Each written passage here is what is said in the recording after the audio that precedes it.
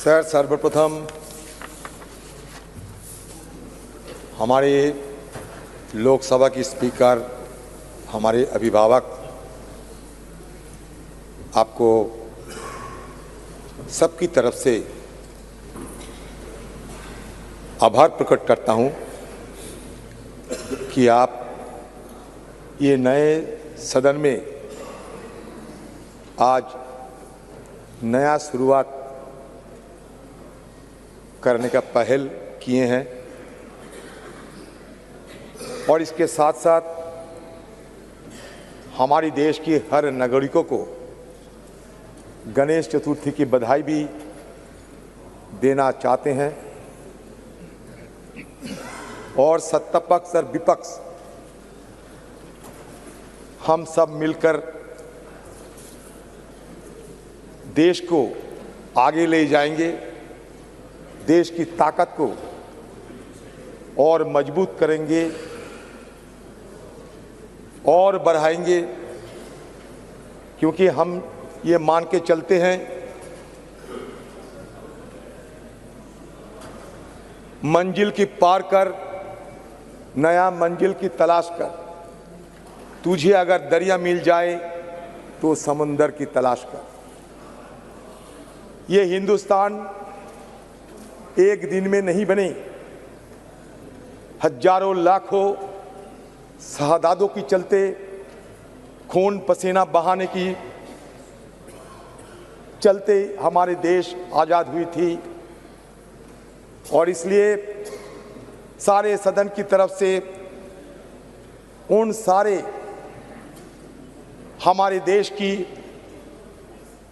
आज़ादी लाने में जो अपना खून पसीना बहाया, मेहनत की, दिन रात एक करते हुए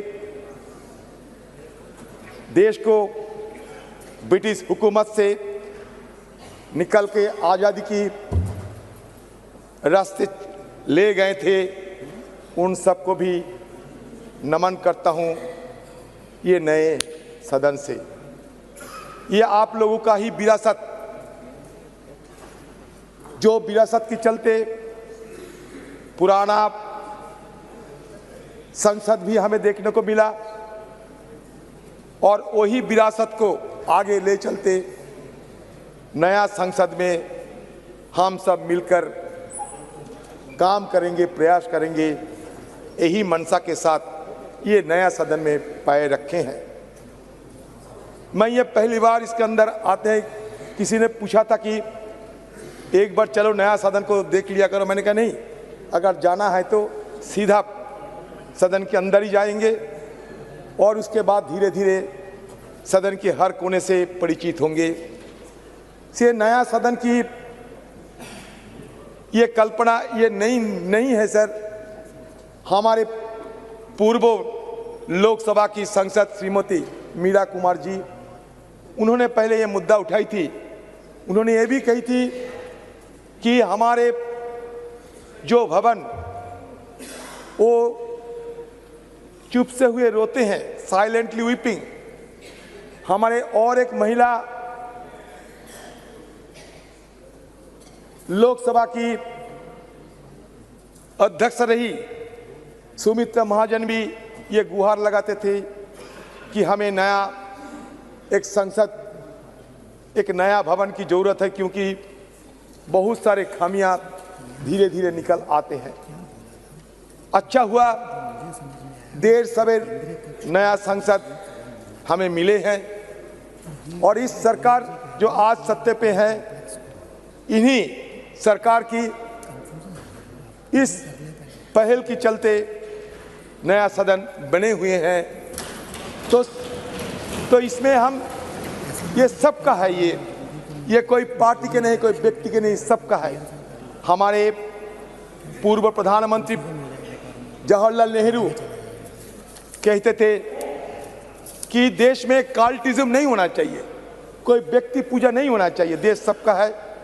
ये सिर्फ एमपी का नहीं है, ये देश, ये पार्लियामेंट सिर्फ एमपी का नहीं, हिंदुस्तान के हर नागरिकों की इसमें हिस्सा है। तो ये हमारे देश की संपदा माना जाता है। अटल जी भी कहते थे, होने ये ना होने की ये क्रम इसी तरह चलता रहेगा, हम हम रहेंगे, ये भ्रम भी सदा पलते रहेंगे। तो स्वाभाविक रूप से कोई यहाँ हो या ना हो, हमारा ये ट्रेडिशन, ये विरासत, ये चलते रहेंगे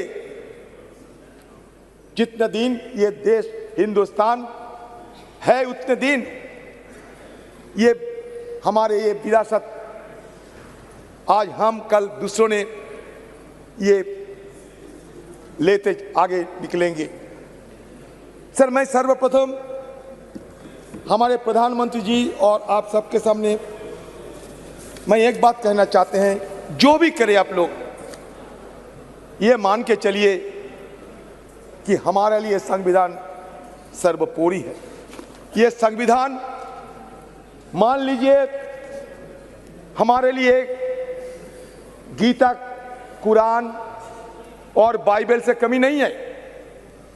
ये संविधान जिसमें लिखा हुआ है सत्यमेव जयते, ट्रूथ ऑलवेज प्रिवेल्स। हम भी चाहते हैं कि सत्य की मार्ग पर हम आगे निकले और हमारे देश को सारे दुनिया में हम रोशन करें।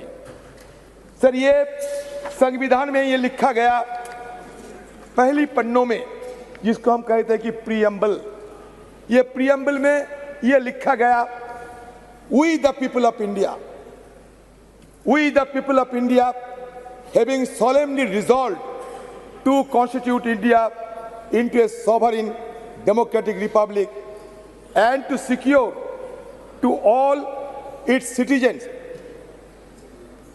Sir, the people of India having solemnly resolved to constitute India into a sovereign, secular, socialist, democratic republic and to secure to all its citizens justice.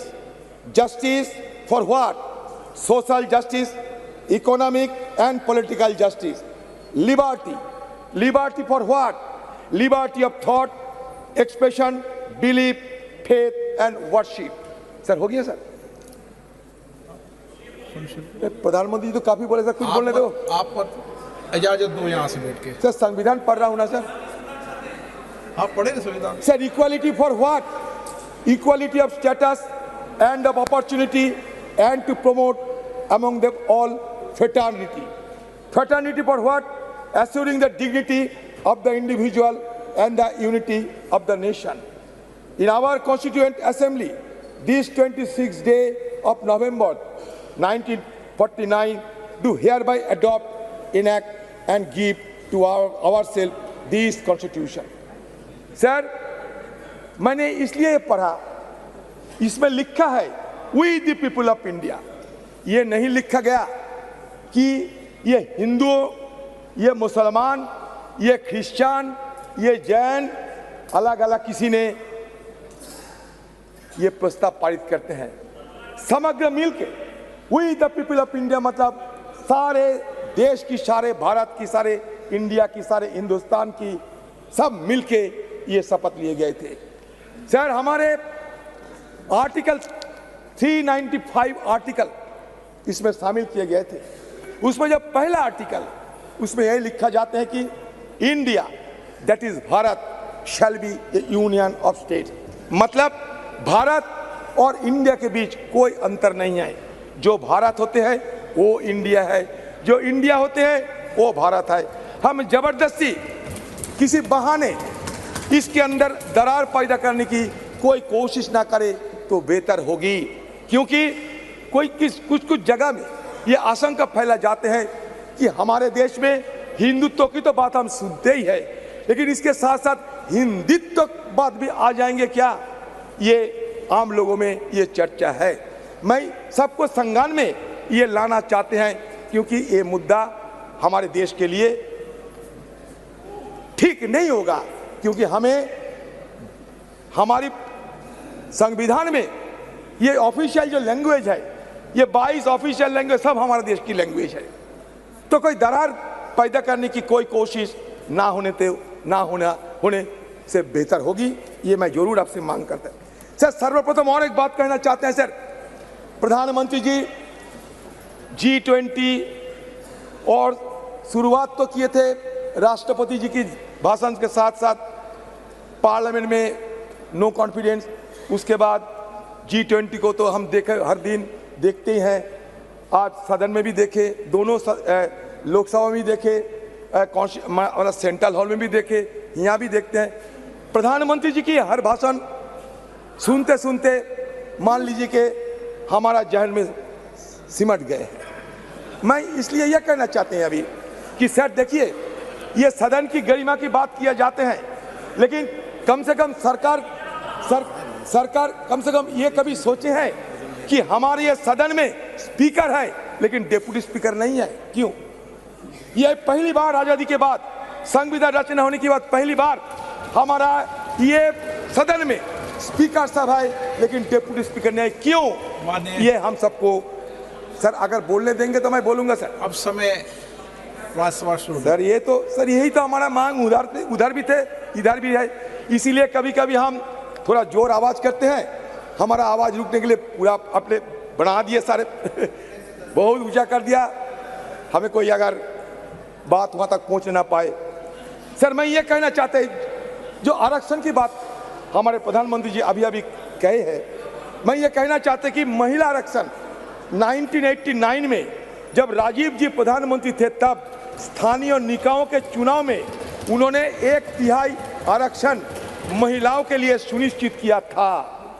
तत्पश्चात कांग्रेस की सरकारों ने लगातार प्रयास किया कि महिला आरक्षण का बिल पास हो, कानून बने, लोकसभा एवं विधानसभाओं के लिए भी 1/3 आरक्षण के लिए राजीव जी की सरकार, देखो प्रधानमंत्री जी कह रहे थे कि व्यवहार से पता चलेगा कौन कैसा व्यवहार करता है, प्रधानमंत्री खुद अब देख लो, प्रधानमंत्री का अपमान कर रहे हैं आप लोग, प्रधानमंत्री खुद आप लोगों को सिखाता कि व्यवहार की उल्टा व्यवहार करते हैं।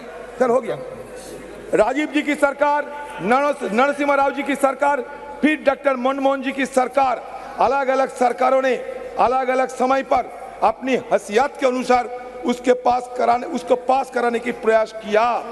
कभी राज्यसभा में पास होता था, लोकसभा में नहीं होता था, कभी लोकसभा में होता था, राज्यसभा में गिर जाता था।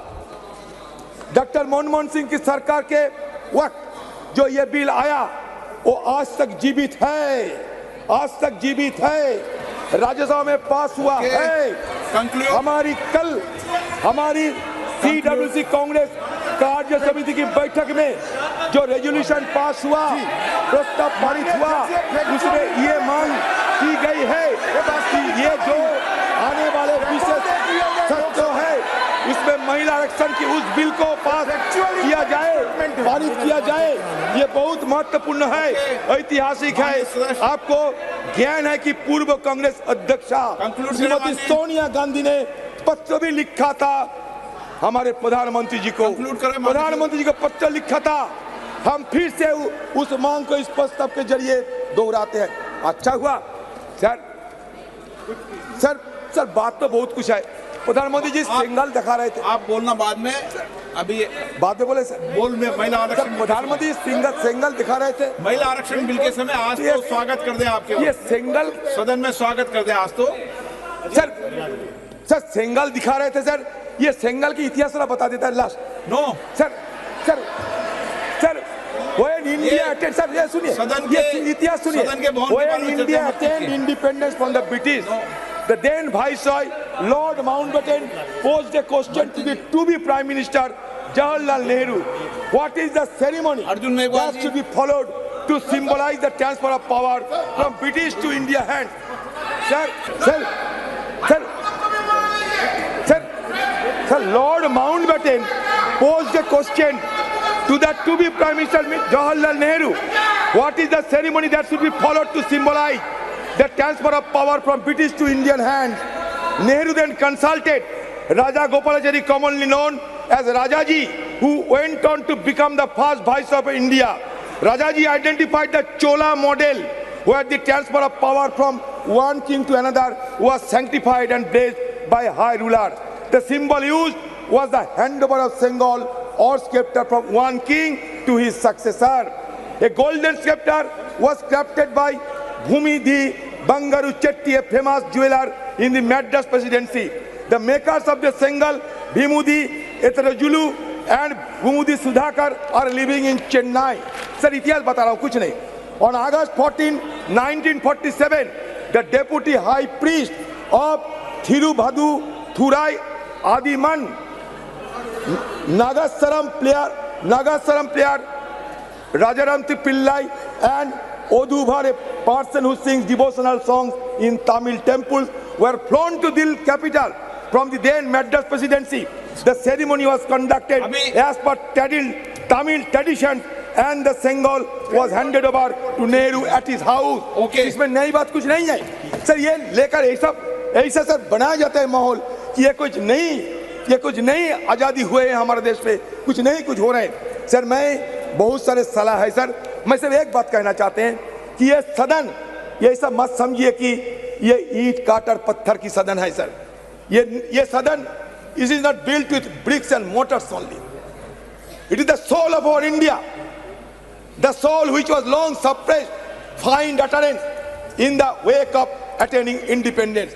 Sir, again I am saying that soul should not be suppressed again by any design. That is my view. And I am concluding the speech because sir, I do not find the adequate time to make my point further.